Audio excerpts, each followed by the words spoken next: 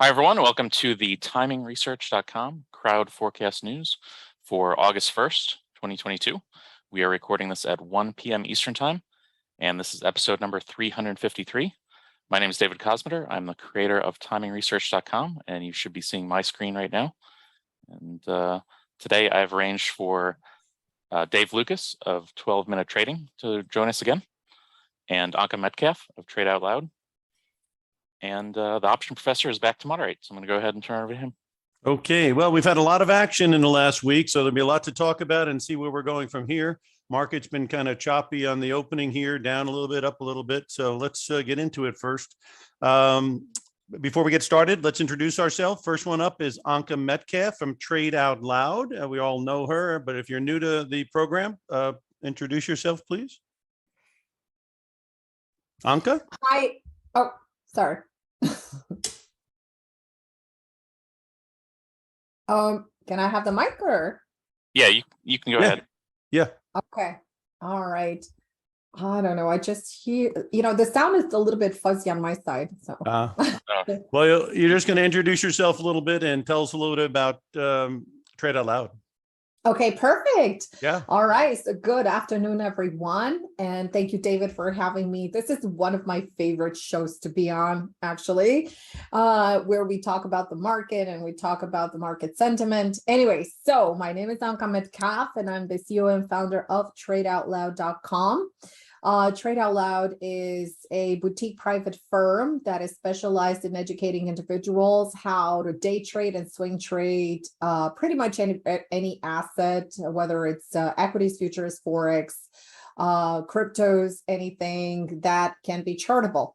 I have been a professional independent trader for over 19 years. Trade Out Loud is going to celebrate very, very soon its 13th anniversary. And prior to becoming a professional independent trader, I come with 10 plus years in investment banking. I'm also the designer of an institutional proprietary trading system that is based on 8 layers of price support resistance, specific trigger times for day trading, specific price zones to layer into trades, to leg into trades, to scale into trades, whether day trading, or swing trading, or investing, or even active investing. I'm also a true believer of chart synchronicity and divergency, and that's how I find my best trades. I have a strict set of trading rules and a temporary scoring system that enables myself and my traders to identify trades with ease. And I also specialize in high velocity trades, high velocity moves within trades. And you explain how that works when people call you up. Yes, absolutely. So Perfect. I'm looking at the high velocity trades are based on multiple momentum action throughout multiple time frames, and they have pretty much the same location for trigger prices. Sure. I got a couple of markets I want to ask you about a little later that have today particularly have given a pretty good momentum thing. Dave Lukas, 12 Minute Trading. You're an educator and also a doer. So a little bit about yourself and what you're doing at 12 Minute Trading. Sure, everyone. You may hear my dogs in the background today. It looks like somebody just showed up at my house for some maintenance, and the dogs always love that. So if you hear some barking, I apologize in advance. But Dave Lukas, 12 Minute Trading. I'm actually an entrepreneur who got into trading almost about 20 years ago. So I actually originally cut my teeth in real estate investing and building businesses. I've been on the Inc. 5000 list with my companies 7 times, the Entrepreneur 365, been on TV, been on all that fun stuff, Forbes, Inc., Yahoo Finance, all those places over the years for different business pursuits and that sort of thing. And I really committed myself back to trading, gosh, about 15 years ago. When my wife and I decided to adopt our daughter from China. And at the time I was really highly leveraged. I had sunk most of the money I had into what became my largest business that ultimately sold just about a year or so ago, and built that thing up, did all that. But the money was tight, and I'm sitting there going, well, we've got this adoption coming up. I've got these other things going on for, my businesses and everything else. I've got the real estate and everything. And I need to find a way to create consistent cash flow so that I can not have to finance my daughter. That was the goal, right? Between, the money I was making, that sort of thing, building the businesses, I just didn't want to have to use a credit line or an equity line or home equity line to do that, which a lot of people do. So I got back into trading the markets. And for me, I do things very differently than most people do. I don't buy anything. I sell. I sell options. And we can talk more about this later. It's because I put all the odds in my favor. I pretty much am like Moneyball for trading. If you guys have ever seen the movie Moneyball, I stack all the odds in the deck in my favor, and I collect consistent cash flow from the markets. I'm not a home run guy. I'm a consistent base hits guy that adds up to home run type profits. And my whole goal was, at the time, how do I create professional trader like income without having to put in professional trader like time? And over the years, I've refined it to the point where I trade in less than 12 minutes a day. And so hence the name 12-minute trading. And I've been able to create, massive income from the markets doing that, and just stacking the deck in my favor and letting the percentages and the odds work for me. So that's just a little bit of the background of how we do that. We track all of our trades going back to 2013 and publish them. We've averaged over a 90% win rate for that time, and been fortunate to, at this point, mentor, educate, and train thousands and thousands of students worldwide on how to, create this income from the markets and reach their personal financial freedoms from doing it. So. Yeah. With regards to your real estate background, it's kind of, a transference into creating cash flow, because when people buy real estate, they rent it out and they try to get cash coming in that way. And in this type of tactic, what you're trying to do is the same idea of generating cash flow. But if you don't like the tenant, you don't have to go to the sheriff to get them out. You just call up and say, close me out on this. And that liquidity factor, that is the thing that really separates the men from the boys on this. You know what I mean? Well, and the beautiful thing about like buying real estate, you guys have all heard you make money when you buy, right? So if you can get $1 for 50 cents, you're doing pretty good, right? That's what you want to do. Right. Well, if you go buy a property, like let's say there's a property on the market for, I don't know, $100,000, and you guys go out there, tell me how this would work if you went out and did this. You go to that property owner and say, you know what? I'll tell you what, I'll buy that property that you got listed for $100,000 for $75,000, and I want you to pay me $1,000 to buy it from you at that price. What would happen if you did that?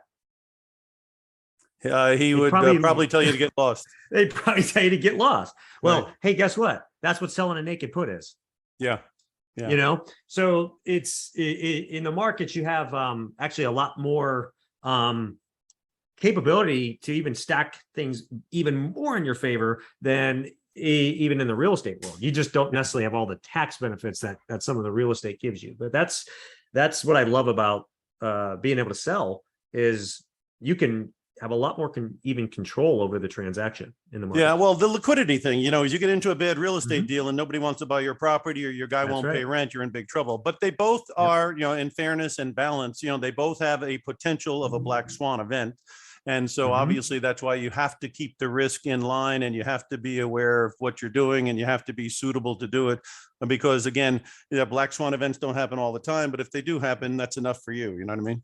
So both of them have, because like in 2008, that was a black swan event for real estate and the stock market. So those events don't happen all the time, but you have to be vigilant on that, because again, if it does happen or start to happen, you have to be able to adjust. Yep.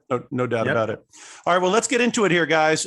We have got the S&P today.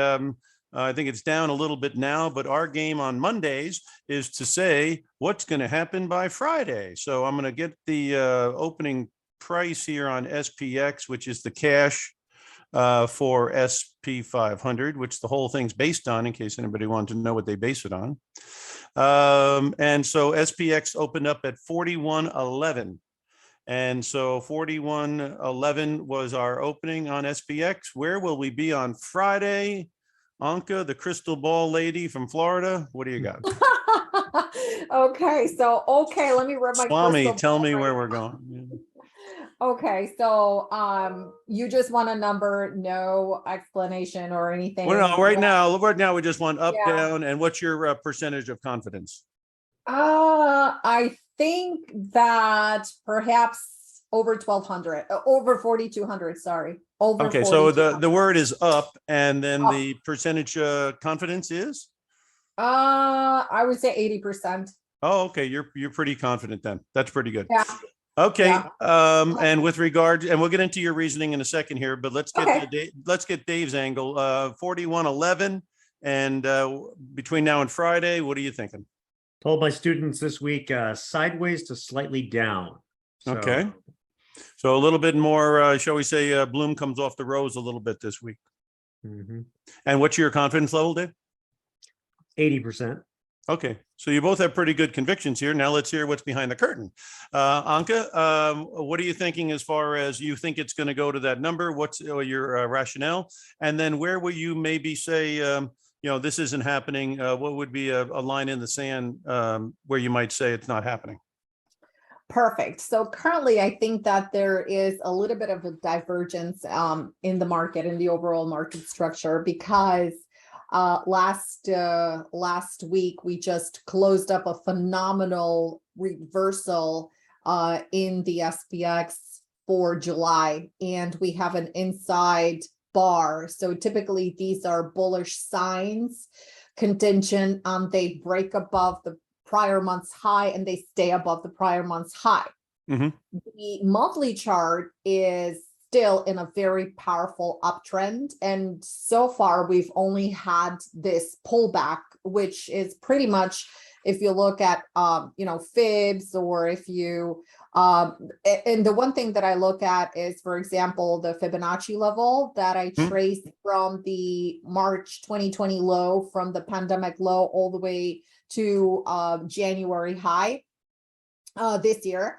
And we had a retracement to 38.2% rotation right into those areas, especially that we closed right on that fib line in June. We opened on that fib line in July, and we extended higher. We do have a very strong resistance level. We have massive confluence resistance into the 4,200, massive. Right. And that is because we have 3 months. If you're looking at the monthly chart, we have 3 months to the left-hand side. So that is February, March, and April, which were very bullish. They held the low. So now that location becomes minor resistance for ongoing price action. So that is the line in the sand. So we really need to punch into that 4,200 and stay above throughout the month of August. There was still plenty of time. This is just August 1st. Now, when we go to the weekly chart, so again, monthly chart, bullish bias, because we are in an uptrend. We don't have any technicalities that will suggest that we're in downtrend. So very strong. On the other hand, on the weekly chart, we already have a confirmed downtrend. And what we've had, so for the last 3 weeks, we've had a bear rally. So we are back into resistance. That 4,200 again is that line in the sand that wants to be tested. And we have a prior high that almost went into that 4,200, didn't really get into there. It was like 4170 or 80 or something like that, if I recall exactly. It was end of May. And we literally have topped in there. We moved down from there, and now we're rotating back up. So we're back into that resistance area. Now, if we look on a little bit, not totally macro, but on a little bit of macro level, again, we're trading above the 4,100, which was a big test, because if you guys recall on the daily chart, and Jim, if you could put the daily chart. One last thing before we leave, though. This is can we go back to the other chart? Because I think it's very, very key. We are hitting the blue line, which is obviously some resistance, and then we are hitting the 50 at RSI. So this is kind of crunch time right here, isn't it? Yes, I agree. This is the moment of truth. Yeah. So if we manage to break above the whole number, I think algos are going to go nuts, and they will. I think that yeah. And then and if there's no offers like there was last week, I mean, nobody was selling any stock because again, they're all down. And if you've held it this long, you're not going to sell. And then of course, with that idea that the pivot might be happening or whatever else nonsense they were talking about, or the earnings were not as bad as people feared.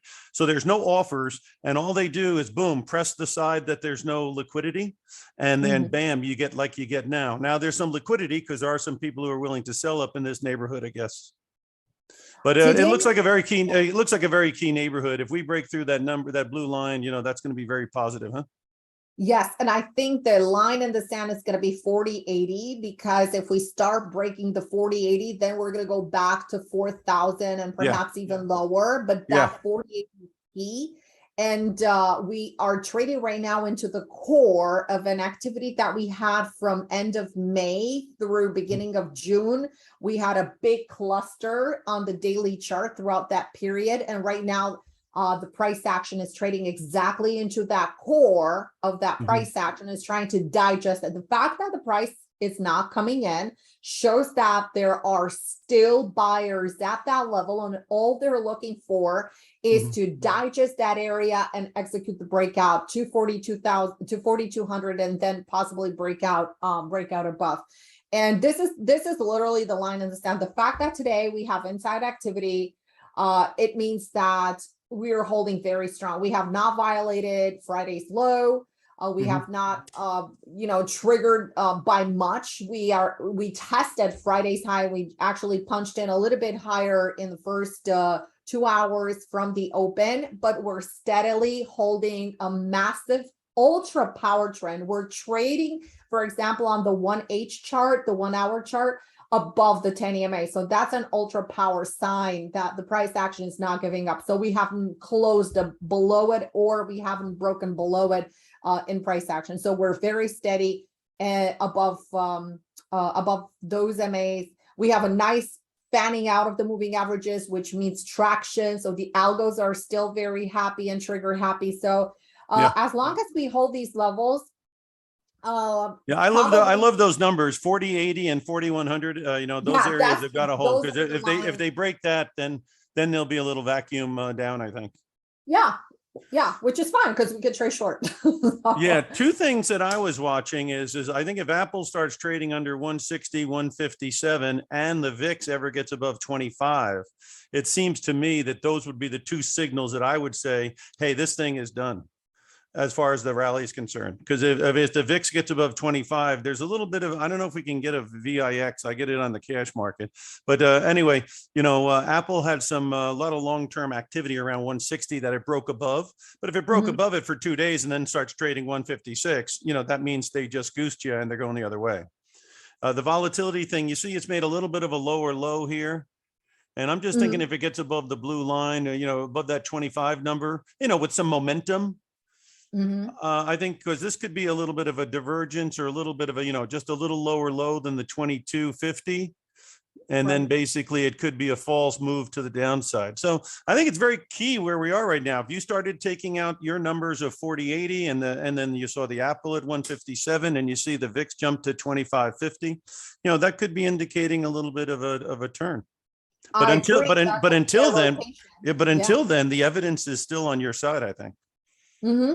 So we trade on the long side until it doesn't work anymore, and then we get to the that's what it's all about. It's don't fight the tape, exactly. Let it go where it goes. Dave, let's hear your side of the story on it's going to be a little bit quieter this week, and it might have a little bit of a pullback. What's the story behind you? So I'm going to do a big ask, and you can say no, because maybe not. Would I be able to show something from my screen? Oh yeah, can you do screen sharing, right? Yeah, as long as you let me. Yeah, you should be able to. I want to show. I'm going to pull up a chart. I want to show you what I'm looking at and what I share with students. So everybody, that's perfect. That's perfect. Everybody see it okay?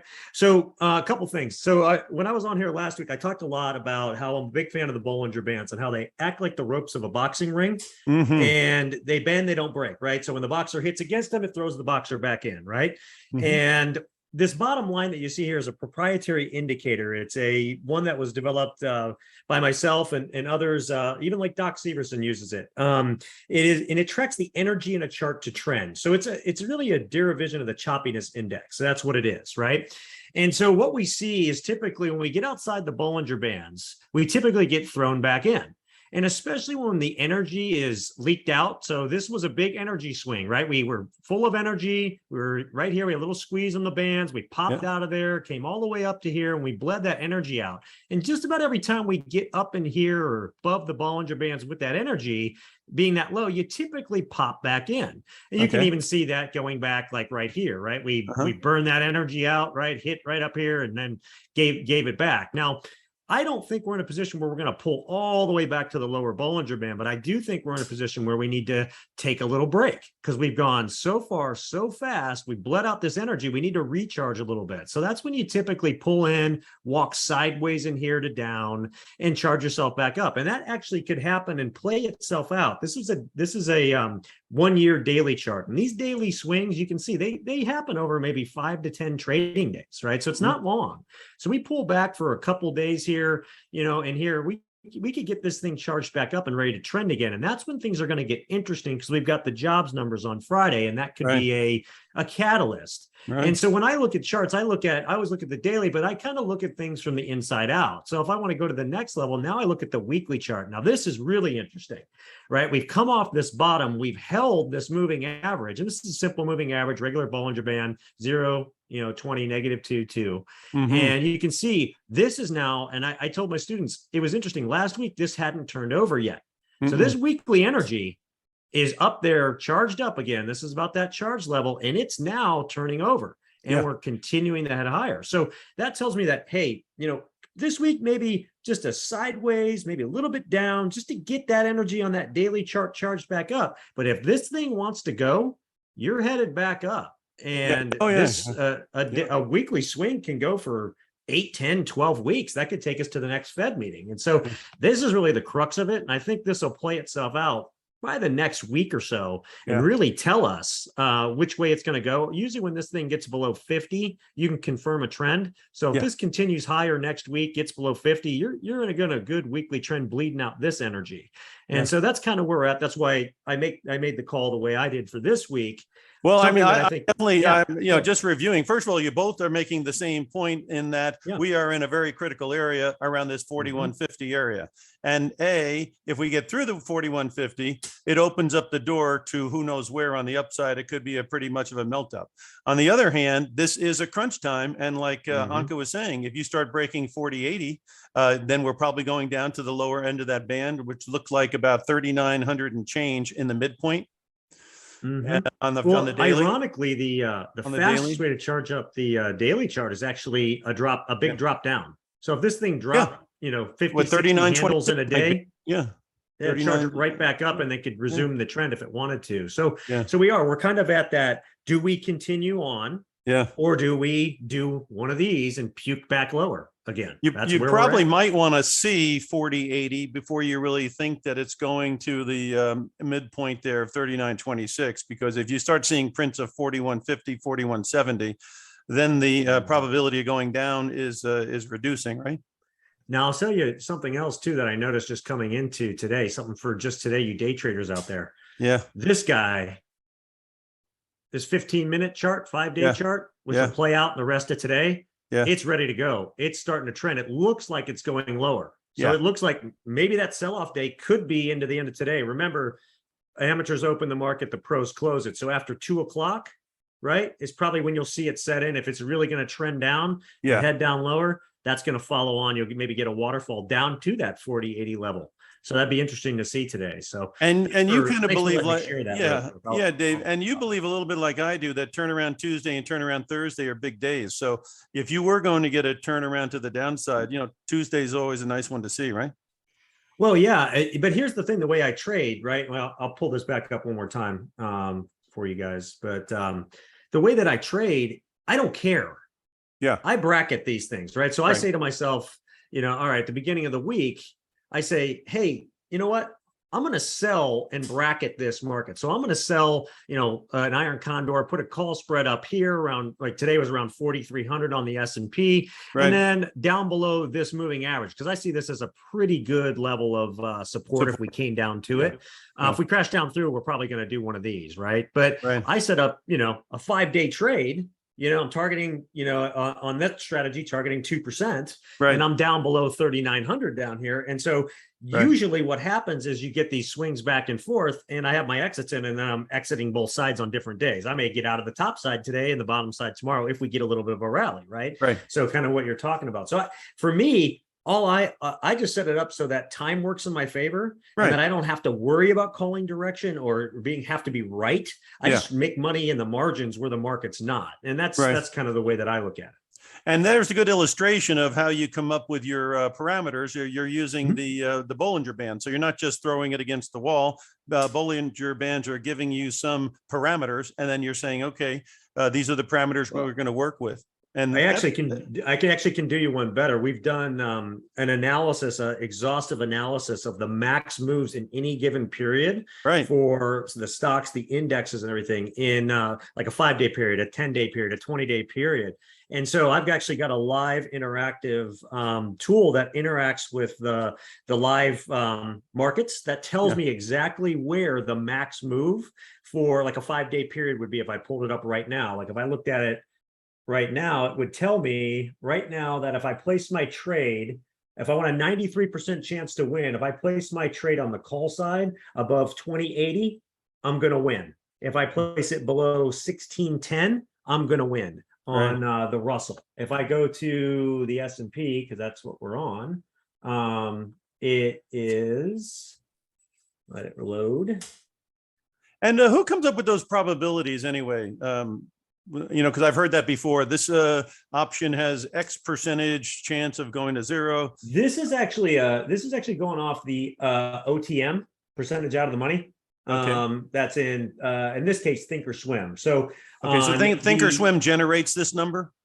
Yeah, but also outside of that, I confirm it with the actual data. So we've gone back and got every open and every close for the last 5 years of the indexes and the movement in those time periods. So we actually have the raw data, and we build our own tools off of them that tell us, hey, the max swing for the SPX in a 5-day period is, I think it's around 290 points to the upside, about 363 to the downside. So right now, if I want a 95% win rate on the SPX this week, if I'm going to the top side, I need to place my trade above 4260. If I want a 95% win on the downside, it needs to be below 3920. All right, so I'm getting it now. This is the second time I've heard you talk, and I've been in this thing for decades. I'm getting it now. If you're looking to do a cash flow oriented strategy, you're doing that. If you're looking to have the discipline of using the Bollinger Bands as your parameters, you're doing that. And basically, basically those are the things you're trying to do. Create cash flow. I like to keep things very simple. Yeah. I think the more indicators, the more things we put on a chart, the more noise that we bring in, the harder it is to trade, So I keep things pretty simple. I use my energies and the Bollinger Bands and the data. And and I will say the data has proven itself time and time again. I mean, even last week where the SPX, I was working with students. We had a short-term trade on, and the level was 4140 for close at expiration. That thing shot through 4140 in the final hour. In the final 10 minutes, it gave it all the way back to end at 4130, and that trade won. Right. Yeah. So you have a discipline, which is important. And when you're trading options, you have no discipline, you're going to be a short liver here. So that's very true. You have a discipline, and you are letting time work for you. And then as long as you keep the sizing in order, it's a reasonable approach. It is. Position sizing, it needs to be consistent. And even you still have to have defense. If I'm going in at a 95% chance of winning, that means, let's say I do 20 trades, that means 2% two trades are going to go against me, right? So I have to have defense, and I have defensive measures that I put in place and do and manage my trades. And the Thinkorswim and the thing, you're not coming up with the probabilities out of your ear. You're using the Thinkorswim information, and obviously it's not flawless, but it's better than guessing. And then I confirm it with the actual data. So when I look at the data analysis that says, okay, is what Thinkorswim's saying right? Can I go above there? Do I need to go below there? And that's how I set my parameters. So Oh, very, very useful. I'll give you very, back very the con. Useful. Yeah. Anka, Yes. Yes, it's time for you to step up to the microphone and sing your song, you know? Okay. Yeah, Is there give us a different little bit questions? idea. Some of the things you're looking at, some of the things you're doing as we speak. And I was going to ask you a few markets that I saw, see if you saw them as well. But yeah, some ideas that you have now. Okay, so definitely I'm looking and I'm seeing that there's a little divergence that we have through some different sectors in the market. And I think that today is a total digestion day. And this is usually what happens after you have 3 updates. Right. Consecutive updates. And I think that this is it was pretty much expected to have a pause day today. So I even mentioned this in our trading room this morning, and I mentioned this at the beginning, obviously, of the session. I mentioned this last week when we had, the very nice rally into the market. So in speaking, of like stocks, we're noticing that consumer cyclical and consumer defensive are up again. We have Procter and Gamble that is rallying. We have Microsoft that is coming back, filled up that hole from last week when they were talking about Walmart and the fact that, their sales are slowing down and expectations are lower for possibly the following quarter. And it was bought with both hands because these, as everybody know, these are recession-proof stocks like Walmart, Costco, Target, Kroger, etc. Yeah. So we're seeing a continuation into the consumer defensive today, which is in line with the recession that we're in right now. So we have Coca-Cola, Costco, Target, Dollar General. So it's literally playbook time. We have they're up for today, right? We also have Amazon and Tesla that is up. We have Home Depot. Home Depot is also a great inflation, not inflation hedge, but it's a great stock to own into recession, like Home Depot, Lowe's, etc. And everything has played out beautifully. So what we have discussed last week with my members, everything just started to play out wonderfully. I'm seeing a lot of pressure still in technology, but I'm not seeing any downside yet. Because I'm a day trader, that helps me a lot to also gauge the momentum for my swing trades, active investments, and also investments. So I'm seeing a pause in Microsoft, a little bit of down, Apple as well, but not significant because they're still holding some beautiful parameters. For example, McDonald's is another stock that everybody should have in their portfolio. And this is not investment advice. This is what I've done to my portfolio in 2008, where it literally thrived. And I help so many of the traders thrive and not, struggle to survive. So we have a beautiful sandwich that is happening in McDonald's on the daily, totally breakout. This is one. And by the way, what I wanted to mention is that the stocks that I have just mentioned, they offer beautiful dividends. So this is one of the things, like, you're getting paid to own it. That's why I love owning stocks. And we're seeing beautiful activity today in Boeing, but Boeing evidently had some news into it. Financials are not, they are trying to hold. However, they are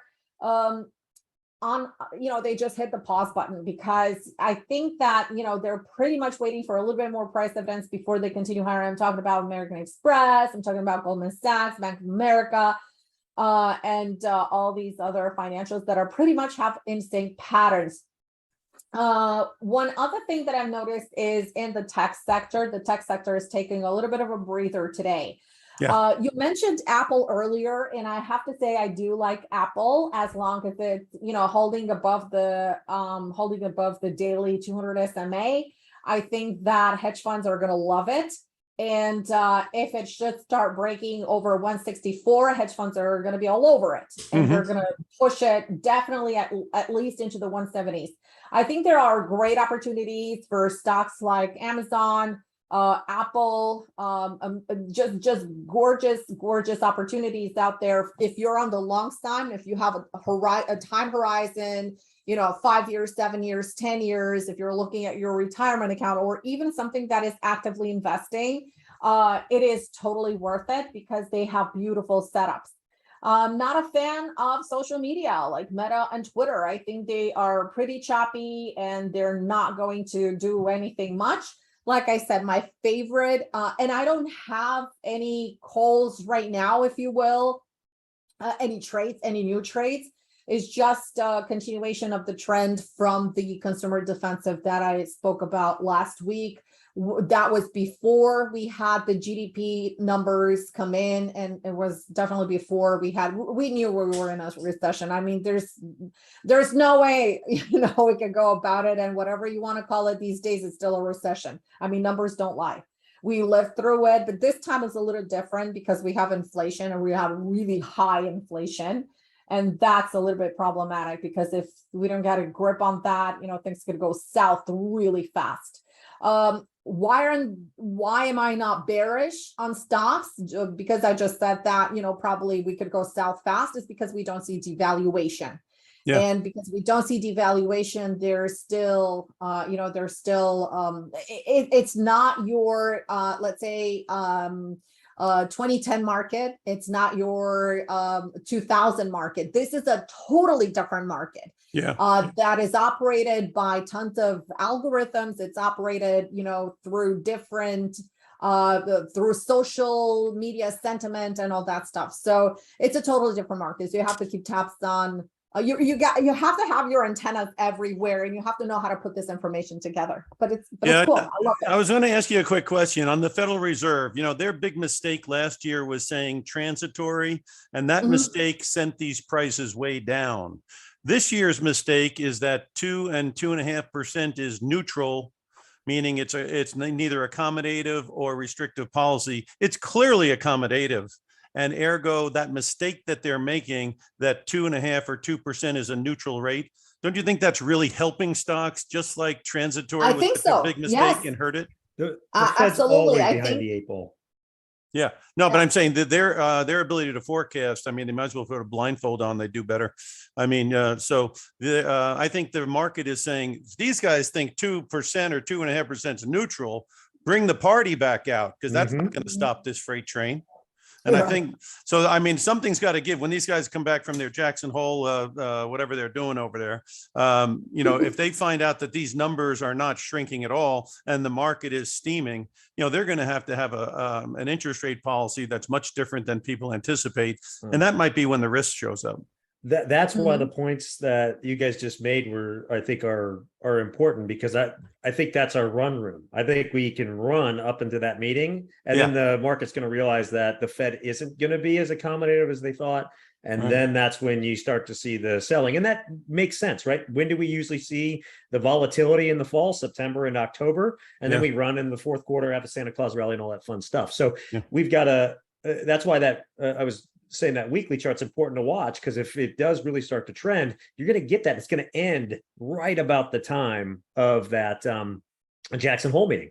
And the Fed's going to come out and do what they do. And, his language was interesting this last time. And I thought he'd be accommodative in that sense. And he did that. He basically said we're close to neutral, but I don't think that means that they're going to put their foot on the brake. And I think the market took that as, oh, okay, we're not going to do much more for rate hikes. I think you're going to see, I think the market's already pricing in rate cuts by May of next year. I just don't see that happening unless they're just not serious about inflation and don't care. Yeah, and just are going to run with 5%, 6% inflation, and that's the new norm instead of the 2%, which it could be, right? It's good for them because they're paying back the debt cheaper, right? They like inflation. That's the dirty little secret. The Fed loves inflation because it just means all those dollars are being paid back cheaper, and that's a good thing for them. So it's and we saw in 2008 when deflation hits, the whole system goes under. So the whole thing is based on borrowed money, and the whole thing is based on leverage. And if the rates go up or things slow down too much, and everybody has negative, and everybody has I don't think people realize that all money that exists is debt. Yeah. It's all debt. Absolutely. Like if everybody paid back their debt, there would be no money. Just look at every car on the highway and figure out that 90% are leased, right? So it's all debt. Exactly. So it actually is a great book. If anybody ever has wants to have some fun reading it, it's called The Creature from Jekyll Island. It explains our whole financial system. Oh my And, God, amazing recommendation. an Yes. incredible book, and your mind will be blown when you learn about the Mandrake mechanism. So Yes. but yeah, it's all debt.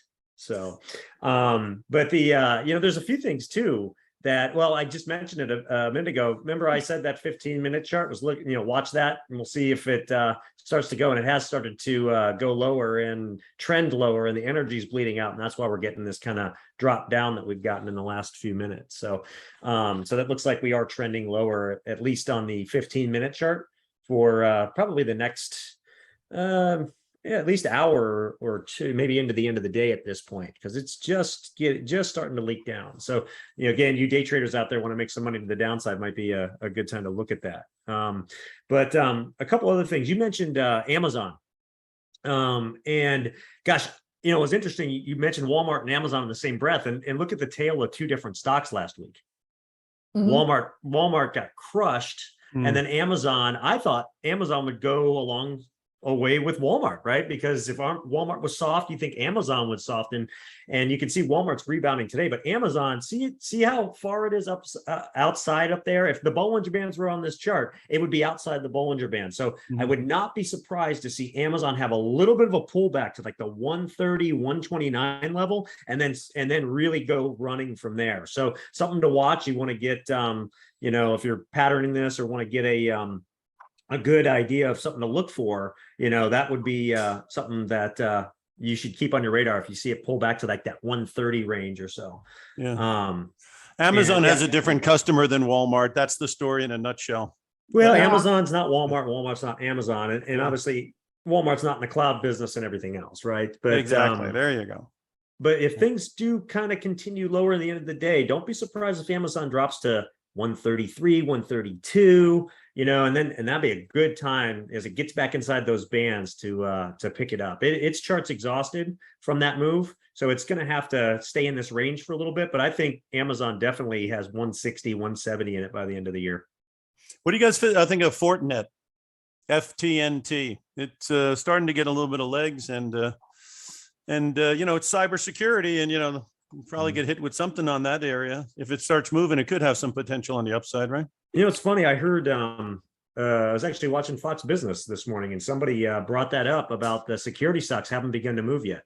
Everything else is moving, but the security stocks haven't really begun to move. So I think just looking at it, if it can get above that moving average there and kind of hold it, it has some room to run, maybe up to 63, 64 from here, at least in the short term, right? That would be the upper Bollinger Band on it from what I'm seeing. So it's definitely it's got full energy on my side. So it's got the energy to trend.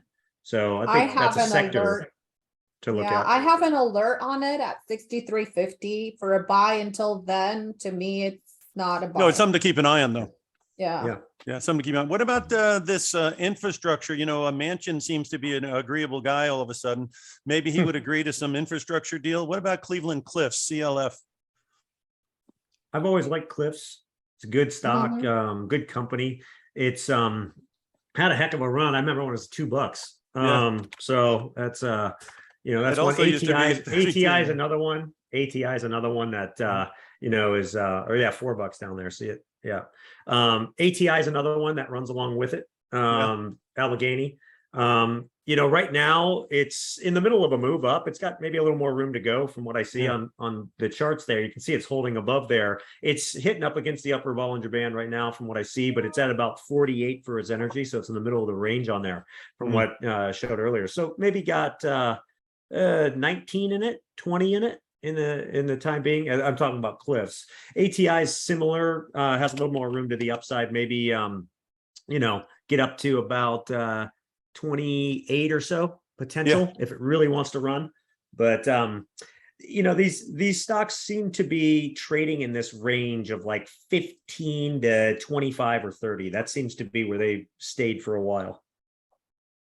Now, Anka, are you doing anything with the grains? Because it clearly got a great sell signal in the soybeans today. And also the oil is obviously falling. Is there some opportunity, or some of these stocks like CF Industries or ADM, or on the oil sector, Halliburton, Schlumberger, and maybe XLE? Is there vulnerability to these yet or no?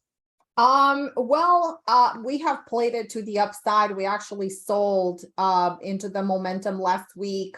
Okay. But they look very strong. I have another buy signal lining up, but I think that they're going to be waiting for a pullback. I have a confluence support zone excuse me, on my charts, massive into the 9150. Right. So if it should pull back between 90 and 9150, only on confirmation, I'm going long. So that's because I'm not doing options. So I'm not aggressive into it because I buy them. So I'm looking for a technical rotation that will confirm the price higher. So far, I have no buy signal, no sell signal into it. So I'm just going to let it trade until it meets my buy zone.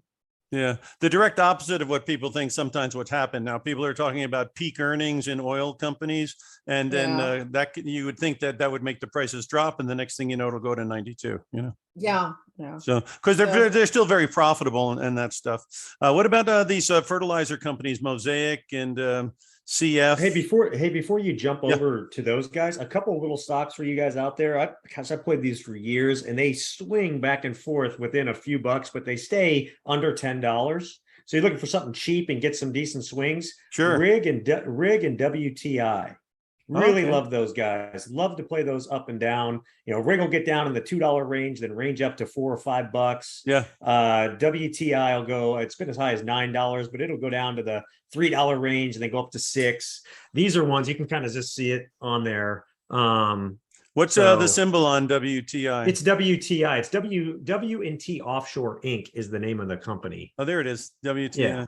It has the same symbol as the other thing. Yeah. But you can see it. They have these really good little patterns where they crank up like that, and then fall back down, and crank up and fall back down. Yeah. And WT's in an upswing right now, but you know, I just was selling on it when it was at $3 a little bit ago, and already getting out for a profit and everything. But the option premiums are pretty good for you options players out there.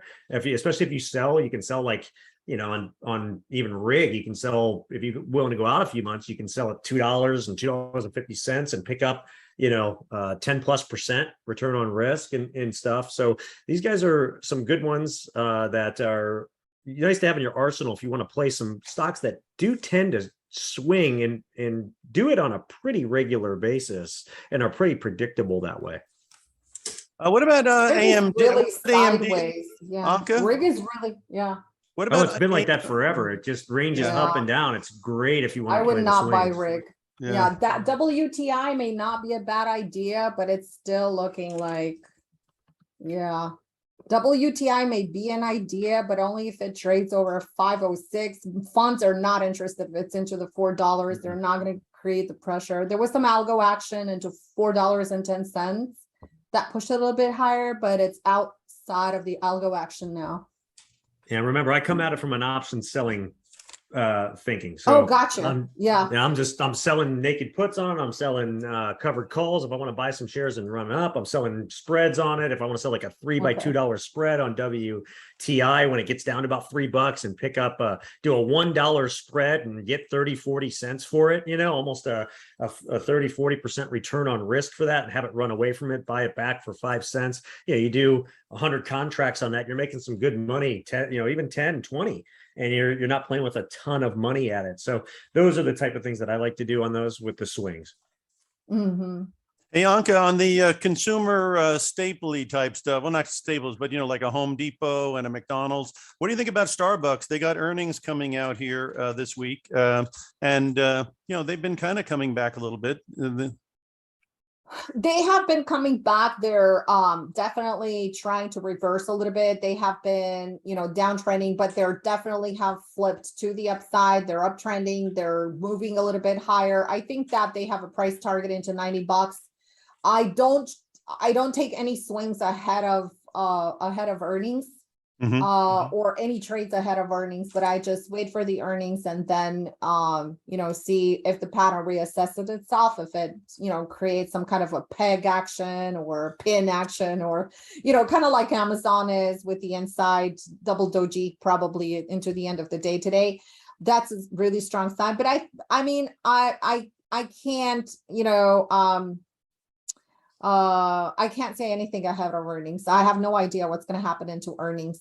But, from the chart pattern, I could see that, yeah, it can potentially move a little bit higher. It has room to about $90, but it also has a lot of resistance into 90. So I would wait until after earnings, for day trades. Yeah, totally day tradable, but I'm not going to make any kind of, let's say, Big, forecast. what about on your solar, Anka? Have you done anything with either No. SN or Sun No, Power? I have been pretty much focused on the energy sector. We have rode to the upside, and we were heavy into consumer defensive. We were heavy into tech last week. We played Microsoft, massive profits in Microsoft on that move up. We did NVIDIA, QCOM, those kind of stocks. Yeah. What about I got one that I own called RRC. Are you into that at all? RRC? No. It's a natural gas deal. We play natural gas though last How do week. you play it with? LNG with futures. Yeah. Oh, with the contracts itself. Yeah. It was massive. Yeah. No, this thing's been a money maker. This thing's been a money maker because, obviously it's in the natural gas business, and natural gas prices. They went down to 556. That was clearly a place to buy it. You had supported around 550 on natural gas, didn't you? I love it. Yeah. And then it went to 8 and change in like a day, right? Yeah. We got in, let me see, natural gas. We got in a little bit earlier because the contract was rolling, and I don't want to live through the roll. Right. Okay, so we got out at, I think it was a little bit over $8, and we picked it up at $7.50. I got you. That was about $13,000 per contract. Yeah, no, like I say, it went down to that 550, and if you had a longer term chart, these moving averages would be underneath it. And so that's where I got the 550 from. And then, of course, once it jumps above 6, then you're back on the bicycle. And let me tell you, I went back and forth into natural gas because I really didn't love the trade that much.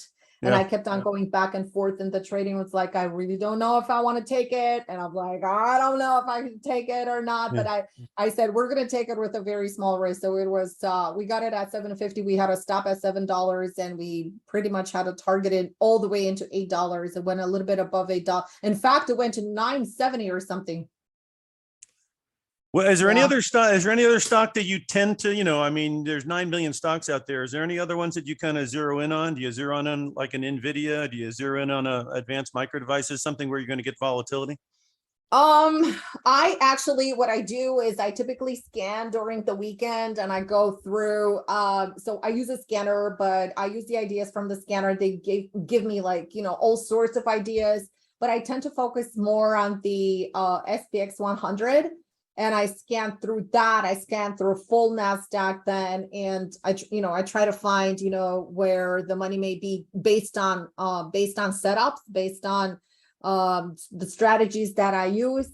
And I didn't really find a lot of trades this weekend. So I'm going to run another scan tonight to see if there are other opportunities out there. And pretty much all the tech stocks have reached resistance at this point. Like I said, we pretty much were ready for an inside day today, for some kind of slowdown in the momentum. So we already had 3 days of massive momentum to the upside following the earnings. So it was, a good smooth ride to the upside. But let's not forget, the weekly charts are still in a downtrend. This was just a rally into resistance. The daily chart, even though it's a little bit extended, it has already formed the uptrend. So we're officially in an uptrend, and this is a pullback within the uptrend. So now we have to see, pretty much what's going to set up. If we're going to get a little bit of steeper pullback, I would love it. Let's say in the Qs or, SPYs or anything, but right now we're into resistance and not a lot of volume. And let's not forget, it's August. So the volume is going to be a little thin. The volatility is only going to come from earnings. And we still have some. So I would say, because you asked me, what my focus would be. I love AMD, right? And AMD reports tomorrow after the close. Right. Right. So yeah, I'm really interested in AMD. I don't own it. I don't have a trade in it, but I do love the stock. So I'm very curious to see what it's going to do. Yeah. Also, PayPal is going to report earnings, so it's on my radar because PayPal has the mouth watering, and I think I'm going to dab into some long-term PayPal here, because if you look at the monthly chart in PayPal, it is mouth watering. It is doing a monthly total rotation with the trigger that came in today. And Elliott Management is in there now. So maybe if maybe they needed to have a school teacher come in and get the class in order, and maybe that's what's happening. Yes. I just love PayPal. I think they're going to grab some today for some long-term, and it's just beautiful. Yeah. All right, we're coming to the top of the hour, so we got to tell everybody how to get a hold of us, and also what they're going to do when they do get a hold of us. So, Dave, again, just the 12-minute trader, a little bit more. You come to you offer education, but you also have different ideas as well, right? Yeah, so complete, holistic education service. Do a weekly newsletter every week where I go top down in the market. Some of what you saw today. I do a video analysis of everything. Every trade that I do, I set up and show so that people can learn how I do things, why I do them, kind of look over my shoulder, if you will. Every trade's published, like I said, going back to 2013. And we do 5 different strategies on a weekly basis. So you have 5 different ones to pick from. And then also, for those of you that know Doc Severson, he runs the Target 100 daily income service for us. So he does trade every day with a 2% target, a 2% return on risk. Every single day is what we're trying to make. And, very high win rate trades. In fact, we haven't lost one to date so far this year. So it's real consistent, again, base hits, water dripping on a rock, consistent income strategy, learning how to do that and manage the risk around it. So for those of you that have an interest and want to learn a little bit more, if you go to 12minutetrading.com/CFN, okay, there's you can sign up get you some free videos, as well as a couple ebooks that I've done on how to build a winning strategy and everything, as well as other bonus content and everything we have. So just sign up there and you'll get all that to your inbox. And thanks for listening, and hopefully you took something away today. Yes, and thanks a lot, Dave. Good to have you with us. Anka, how do people get a hold of you? And of course, explain a little bit about what they get when they do. All right. So everybody can go to our website. It is tradeoutloud.com. And in fact, we do have an open house next week where we have 3 days where you get to trade with me. So if you don't have a strategy that offers you consistent income, that offers you consistent results, you could definitely, come into the trading room. We trade less than 2 hours a day. In fact, today we were done in 15 minutes. Collected 60 points in NASDAQ. That's the equivalent of $1,200 per contract. Okay. So you can trade with us. Then that is October 9th, 10th, or 11th. You're going to have a pop-up window that is going to be on our website when you first log in. And you could also definitely, send me an email. I will send you the registration link and all that fun stuff. Emails are going to go out, so get on our list. And we also are going to have a 3-day wealth ecosystem challenge that is going to be the following week. So we have a lot of free events. All these are free, where we teach you, how to trade and all that stuff. So it's going to be really cool. So if you want to trade with me, the open house is next week, 3 days, and we have a challenge, build your wealth ecosystem income and wealth ecosystem with us. And that is the following week, starting with the 16th. So that's August 16th through the 18th. Perfect.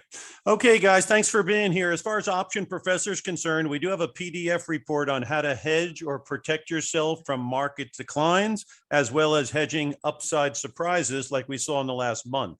August and September are 2 of the worst months for the stock market. So being aware of how to hedge yourself either up or down is very important. So go to optionprofessor.com and get the PDF reports you see there on your screen, and we'll be more than happy to help you with that. Again, thank you guys for being here, Dave and Anka. We had a Thank great you, time. guys. And like I say, Thank we definitely you. offered out some information people can definitely learn from. So this is great. I'm going to send It it was a back to pleasure. David, and we'll talk to you guys down the road. Okay. Thanks. Yep. All right, great show. So just a quick reminder for everyone, be sure to subscribe to Timing Research on YouTube and your favorite podcast app, or you can just go straight to TimingResearch.com and get access to today's event as soon as I can get it posted, as well as any of the past shows or events. And for future events, I just want to mention that Anka and I are planning our next Synergy Trader events, and those will be September 6th, 7th, and 8th will be Fibonacci and Elliott wave trading. And then on November 15th, 16th, and 17th, we'll have our third annual Synergy Traders Friendsgiving conference, which is open topic. So be sure to join us for that. And now just want to thank my guests again for today. Dave Lukas of 12 Minute Trading, Anka Metcalf of TradeOutLoud.com, and the Option Professor of OptionProfessor.com. Thanks, everyone.